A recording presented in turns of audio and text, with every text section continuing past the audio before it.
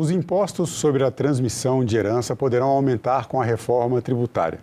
A possibilidade de elevação da alíquota tem levado muitas famílias a buscar informações sobre planejamento sucessório, uma forma eficaz de proteger a herança e garantir a vontade da pessoa que falece e deixa seus bens. Sobre esse assunto, eu converso agora com a advogada Amanda Elito. Ela é especialista em direito de família e de sucessões. Professora Amanda Elito, bem-vinda ao programa Cidadania. De forma remota, agradeço pela sua presença. Olá, Marcelo, muito obrigada, é um prazer estar aqui. Então, vamos começar explicando um pouco sobre essa ideia, de planejamento sucessório. O que é exatamente esse planejamento sucessório e quando as famílias devem começar a se preocupar em fazer o seu próprio planejamento? Pois bem, Marcelo, muitas pessoas têm a impressão de que um planejamento sucessório só é válido ou necessário para famílias com patrimônio muito vultuoso, muito significativo e relevante. Isso não é real. O planejamento sucessório pode ser adotado por qualquer família ou por qualquer pessoa que tenha interesse em organizar o seu patrimônio e facilitar a sua sucessão, né? Eu costumo dizer que o planejamento sucessório ele começa a ser feito, às vezes até involuntariamente, no momento que a pessoa se casa ou se junta e se une em união estável, né? Então, quando a pessoa muitas vezes pensa, outras vezes não pensa, sobre o regime de bens do casamento ou da união estável. Lembrando que a união estável é vivida por aquela pessoa que não é casada, mas vive como se fosse casada, certo?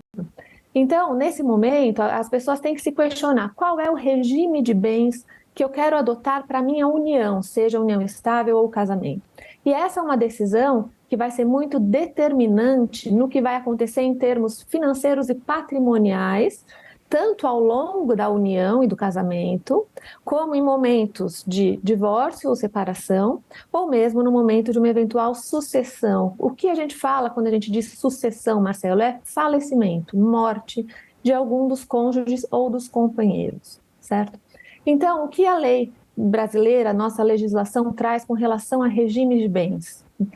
Existe o regime legal no Brasil, que é aquele regime que, se você não escolhe nenhum outro, você é casado por esse regime, que é o regime da comunhão parcial de bens, né? A grande maioria dos brasileiros é casada por esse regime de bens e sequer sabe que é casada por esse regime de bens ou o que significa ser casada por esse regime de bens. O regime da comunhão parcial determina que tudo que foi adquirido, conquistado, ganho durante a união ou durante o casamento, que não tenha sido por doação ou por herança, é comum daquele casal, certo? Portanto, o que significa comum daquele casal? Independente de quem tenha adquirido ou de quem tenha se esforçado para adquirir, para ganhar, para obter aquele bem é meio a meio de cada um. Então, esse é o passo número 1 do planejamento sucessório, que a gente ainda nem chama de planejamento sucessório, a gente chama de planejamento patrimonial ou planejamento matrimonial, que é o planejamento do casamento. No entanto, no fim da vida, quando alguma pessoa vier a falecer, ou do companheiro ou do cônjuge vier a falecer, essa vai ser uma informação absolutamente determinante para o que vai acontecer, certo? Então, esse é o primeiro regime de bens da comunhão parcial de bens, que é o regime nesse momento bens. Já começa sem a pessoa ainda, às vezes, muito bem, sem a família, às vezes, ter a consciência, mas já começam a se determinar aí as regras, a forma como a herança vai ser distribuída ao final da vida de um dos dois. Exatamente. Exatamente. Então, esse é um regime que é muito diferente de uma outra possibilidade de regime que também vai ser muito determinante em caso de divórcio ou de falecimento de algum dos cônjuges, que é o regime oposto, o regime da separação total de bens. Que o que a lei determina é que, por esse regime, o que é de um, o que é de outro é de outro. Não existe comunicação patrimonial, não existe confusão patrimonial, não existe meação, certo? Portanto, então, pensando agora no momento do falecimento, o que isso muda para a gente, Marcelo, no momento do falecimento de um dos cônjuges? Se existe a comunhão de bens, por exemplo, no caso da comunhão parcial de bens, a metade de absolutamente todos os bens direitos, valores e obrigações é do cônjuge sobrevivente, que nós chamamos de viúva ou viúvo. E quando eu digo bens, direitos e obrigações, aí se incluem as dívidas também, Marcelo. Isso é importantíssimo e poucas pessoas têm isso em mente, né? Então, com relação ao regime que comporta a comunhão de bens, essa pessoa, esse viúvo é meeiro, ele tem direito à metade de tudo. Se o regime escolhido no momento do casamento ou da união estável foi o regime da separação de bens, não existe ameação. Vindo a falecer um dos cônjuges ou companheiros, o cônjuge sobrevivente, que nós chamamos de viúva ou de viúvo, ele é apenas herdeiro, assim como se fosse qualquer outro filho. Certo? Então, existe aquela ideia muito popular de que quando o regime é da separação de bens, o cônjuge ou o companheiro viúvo não tem direito a nada. Ele tem direito, ele não tem direito à meação, à metade daquele patrimônio em razão do regime de bens, mas ele tem direito à herança. Então, essas são as premissas básicas de um planejamento sucessório familiar de pessoas casadas. Tá? Existe união ou não existe? Qual é o regime de bens? Esse é o passo número 1. Tá. Agora, a gente tem, dentro desse contexto, é bom que essa parte já é bastante importante que você traz para a gente aqui, porque isso vai determinar a forma como vai ser dividida a herança na maior parte das famílias, né? Agora, existem alguns instrumentos, né, alguns mecanismos que a família pode utilizar para ter um planejamento sucessório, um planejamento de herança mais eficaz. A gente tem vários instrumentos. Quais seriam esses principais instrumentos, esses principais mecanismos para que o planejamento sucessório seja feito de uma forma organizada, que proteja o patrimônio da família, evite as desavenças, as confusões e, principalmente, né, que garanta a vontade da pessoa que falece para quem ela vai deixar distribuído esses bens? Eu costumo dizer que o instrumento mais eficaz num planejamento sucessório para se evitar litígios e desavenças familiares é o diálogo. Né? Sempre o que a gente recomenda para todos os clientes que vêm aqui é conversem com seus cônjuges, com seus filhos, coloquem quais são as suas vontades. Evidente que essa não é a nossa única orientação. A lei prevê alguns instrumentos que são fundamentais no planejamento sucessório, como, por exemplo, o testamento. Na minha opinião, o testamento é o instrumento mais importante do planejamento sucessório. O testamento é a declaração de última vontade do dono daquela herança.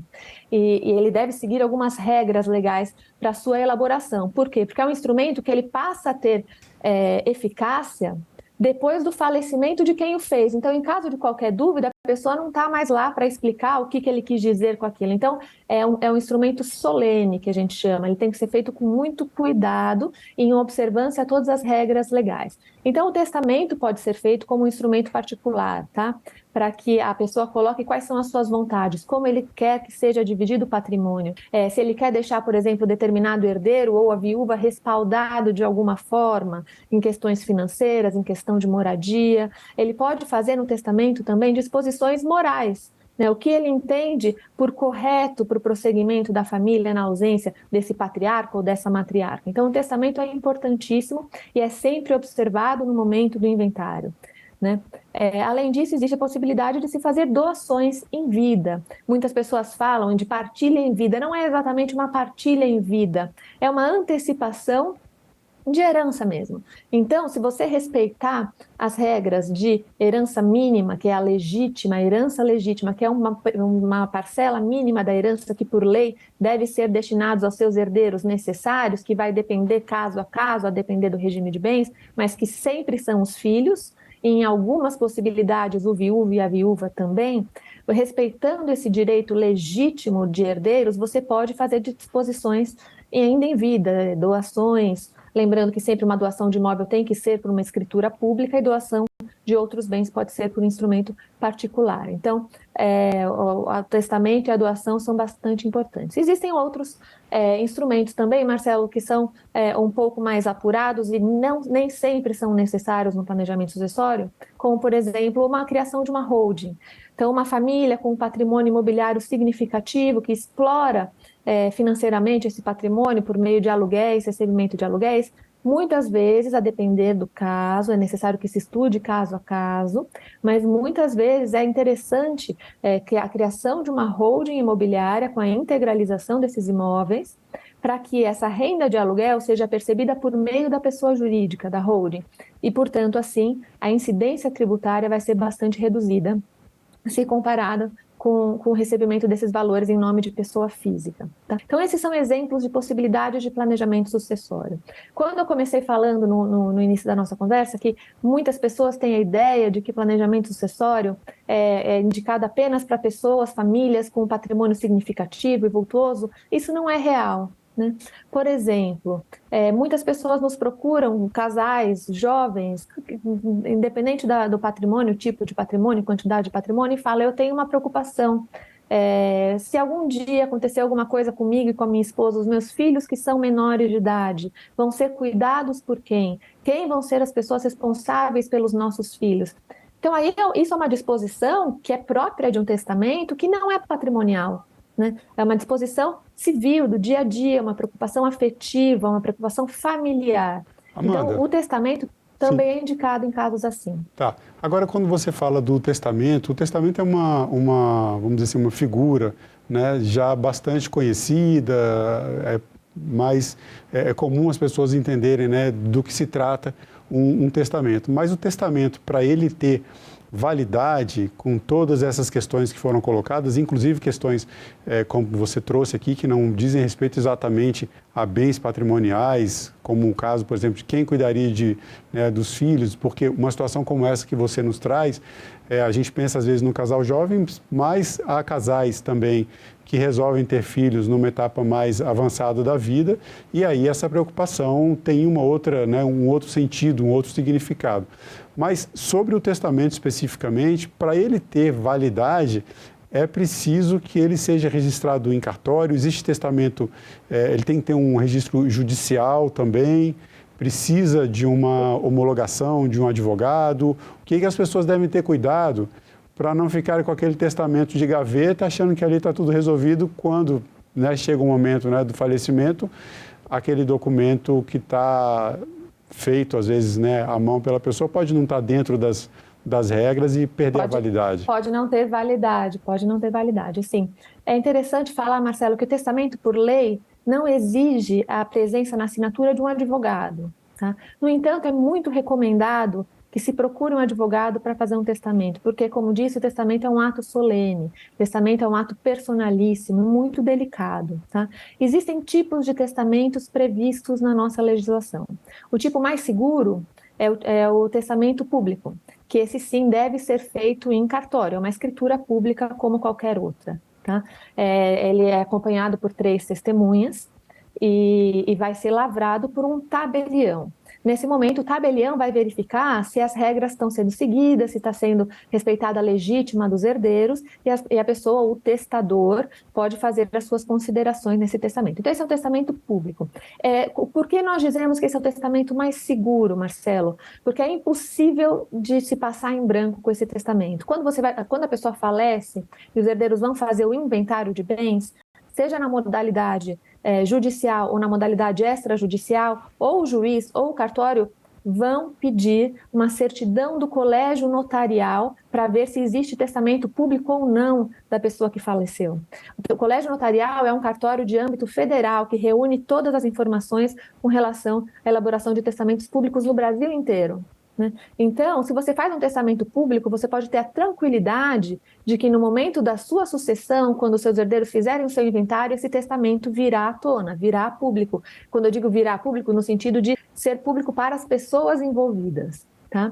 No entanto, a lei prevê também a possibilidade de um testamento particular, privado. Esse não é lavrado em cartório, pode ser feito à mão ou no computador, pelo próprio testador, mas ele deve seguir regras formais, da sua forma mesmo, não só respeitar as regras de questão de legítima e herança.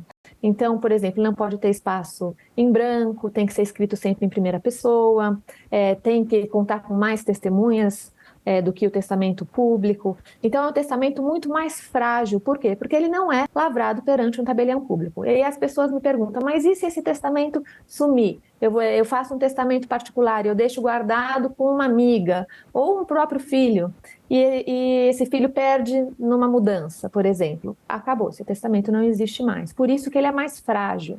Normalmente, eu costumo recomendar sempre um testamento público, exceto se tiver algum motivo para que não seja feito. E quando você fala em sucessores legítimos, né, aquelas pessoas que têm o direito legítimo à herança, um dos pontos que eu trouxe aqui, inclusive na abertura, da importância do planejamento, né, sucessório, desse planejamento de herança, para usar aqui um termo fácil das pessoas entenderem, um dos pontos importantes é justamente fazer a vontade da pessoa que deixa os bens, né, a pessoa que falece. E famílias, cada uma tem a sua situação, cada um é um contexto diferente.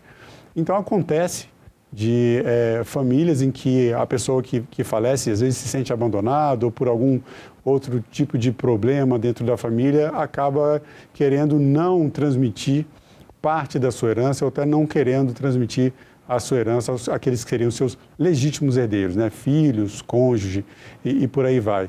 Qual é o limite que existe de respeito a essa vontade do autor de uma herança? Existem regras para isso também? Sim, existe. A lei prevê que o patrimônio da pessoa falecida é dividido em duas partes idênticas, em termos de quantidade, em termos quantitativos, certo? Uma parte é a parte legítima, que é 50% de todo o patrimônio que vai ser inventariado e partilhado, e a outra parte é a parte disponível. Com relação à parte disponível, Marcelo, o testador, o dono da herança, pode fazer o que ele bem entender. Deixar, inclusive, para um dos filhos, se ele quiser, ou para uma pessoa com quem ele não tem relação familiar, ou até mesmo para uma instituição de caridade, uma ONG, enfim. No entanto, com relação aos 50% que dizem respeito à legítima dessa herança, é necessário que o testador respeite, sim, os limites da legítima de cada um dos herdeiros. Quem são os herdeiros necessários? Sempre são os filhos, na ausência pré-falecimento de filhos, os netos representando esse filho pré-falecido. Não havendo filhos, os ascendentes são chamados, os pais são chamados em substituição a esses filhos. E dependendo do regime de bens, o cônjuge pode ser um herdeiro legítimo também, certo? Então, essa metade é dividida em partes iguais, na maioria das vezes, em regra, em partes iguais, para esses herdeiros legítimos, e a outra metade, que é a parte disponível, pode ser disposta pelo testador, pelo dono da herança, como ele bem entender. Existem outros modelos familiares hoje que são bem diferentes daqueles, né, que haviam mais tradicionais, inclusive do que existia. A gente tinha como modelos mais comuns, que na verdade ainda são os modelos mais comuns de família, mas hoje nós temos a união homoafetiva, existem outros modelos, inclusive com multiparentalidade. Essas famílias com novas conformações seguem as mesmas regras, têm os mesmos direitos, funcionam da mesma forma? Com relação às famílias homoafetivas, elas seguem e devem seguir sempre as mesmas regras, tá? De qualquer outra família. Isso já é pacífico, inclusive, determinado pelo STF, tá? Com relação à multiparentalidade, esse é um assunto muito novo. O direito de família vem prestigiando muito as relações socioafetivas, o que é correto. O direito de família tem esse dever de acompanhar as mudanças sociais, as mudanças da sociedade. Então, o que vem acontecendo é um reconhecimento de relações socioafetivas que muitas vezes não são sanguíneas, né? Então, a gente tem encontrado casos em que pessoas que têm dois pais e uma mãe, duas mães e um pai, pessoas que têm um reconhecimento de paternidade, por exemplo, de um tio que exerceu esse papel de pai ao longo da vida, isso tem sido muito comum, inclusive já sendo possível o reconhecimento dessa paternidade ou maternidade socioafetiva em cartório. O que antes era necessário uma ação judicial de reconhecimento de paternidade ou maternidade socioafetiva, hoje já não é mais necessário. Havendo um consenso da família envolvida, isso pode ser feito diretamente num cartório de registro civil. Isso é um avanço muito significativo para o direito de família. A PEC 45, que está em tramitação aqui no Congresso Nacional, ela vai trazer aí uma reforma tributária e alguns dos pontos dessa proposta de emenda à Constituição tratam também dessa questão que envolve direito tributário. A gente falava um pouco sobre isso, na verdade, vários ramos do direito, além do direito de família, sucessões, enfim. O que pode trazer, pelo que temos hoje, de mudanças para impostos, né, os impostos sobre transmissão de herança e alguma regra do que temos atualmente? Certo. A PEC 45, que é a famosa reforma tributária que tanto falam, traz diversas mudanças com relação ao direito tributário e outros impostos. Com relação à nossa área do direito das sucessões, traria, se a PEC passar, e muito provavelmente vai passar, mas ela ainda está em fase de discussão e adaptação do seu texto, mas ela vai trazer uma mudança significativa no que diz respeito ao imposto de transmissão, causa mortes e doação. Em alguns estados chamam de TCMD, outros estados chamam de ITD, certo? E a mudança é basicamente transformar esse imposto num imposto progressivo. Hoje a Constituição determina que o imposto de transmissão por falecimento, isso é herança, ou por doação, pode variar de 4% a 8% do valor do bem ou do patrimônio. Tá? Esse é um imposto estadual, é o que determina a Constituição, então cada estado tem a sua alíquota, desde que não seja inferior ao piso de 4% ou superior ao teto de 8%. O que a reforma tributária traria, se de fato passar essa reforma, é uma progressividade nesse imposto, mas não passando do limite de 8%. Tá? Ainda vai continuar no piso de 4% e o teto de 8%, mas vai haver uma progressividade. O que isso significa? Que a alíquota do imposto de transmissão vai variar conforme o valor do bem ou do patrimônio que vai ser transferido. Essa é a principal mudança no que diz respeito aos direitos das sucessões. E quando a gente fala em herança digital, um tema bem contemporâneo, né? Um tema do momento, como é que fica essa questão no caso do falecimento de uma pessoa, né? Uma pessoa deixa ali um celular, você tem redes sociais, contatos, e-mails. Quem é que tem o direito a acessar essas informações e até onde vai o limite a esse, né? Qual é o limite, ou melhor, para se, enfim, para se acessar essas questões que são deixadas por quem falece? Na minha opinião, Marcelo, esse é o tema mais contemporâneo e mais urgente de se discutir legislativamente no direito de família e sucessões hoje no Brasil. Tá? Existe uma lacuna na nossa legislação, porque nada trata sobre herança digital na nossa legislação. Muito é falado sobre herança de bens, valores, imóveis, mas não sobre herança digital. Tá? O que a doutrina diz é que a herança digital é dividida entre bens digitais e informações digitais. Então, os bens digitais são as fotos, as redes sociais daquela pessoa, e as informações são as senhas, né? As senhas, seja de banco, seja de rede social, seja de e-mail. Então, o que fazer quando o titular de tudo isso venha a falecer? A lei não trata especificamente sobre isso. E no Brasil, a gente vem enfrentando um problema que é uma certa insegurança jurídica com relação ao Poder Judiciário, porque muito tem se decidido para todos os lados.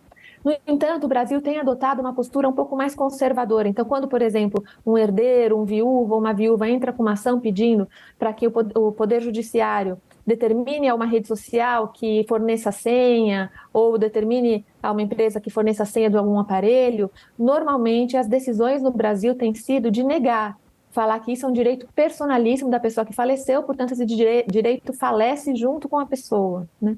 Isso é muito polêmico, tem decisões para todos os lados aqui no Brasil.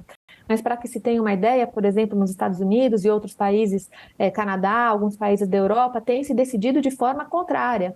Tem se decidido que é possível, sim, dar acesso aos herdeiros legítimos daquela pessoa que faleceu, para que essa família tenha acesso a esse conteúdo e a essas informações digitais da pessoa falecida. É necessário que o Brasil trate legislativamente sobre esse tema o quanto antes. Amanda, e para a gente completar aqui a nossa entrevista, a última pergunta: o que é cidadania?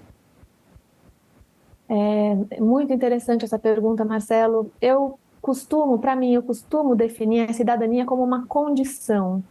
É uma condição de todas as pessoas que integram determinado território, de determinado estado, de determinada localidade e podem e devem gozar dos direitos que devem ser garantidos pela Constituição e por toda a legislação daquele estado. A cidadania é uma condição própria do estado republicano de direito e deve ser gozada por todos que ali habitam naquele território nacional, estadual, municipal. Bom, Amanda, eu quero agradecer mais uma vez pela entrevista. Obrigado pelo seu tempo e pelas informações. Eu que agradeço, Marcelo, foi um prazer, eu sigo à disposição. E eu agradeço também a você que acompanha a programação da TV Senado. Assine o canal da TV Senado no YouTube, ative as notificações e acompanhe toda a produção do Poder Legislativo diretamente da fonte. Na TV Senado, democracia é todo dia.